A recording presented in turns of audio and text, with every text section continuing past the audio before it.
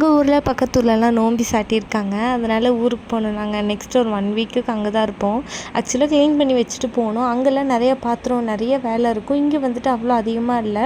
எனக்கு பாத்திரம்னு ரொம்ப கம்மியாக தான் இருந்துச்சு. இந்த பெரிய பெரிய அண்டா, பித்தளை அண்டா அந்த மாதிரிலாம் எதுவுமே இல்லை.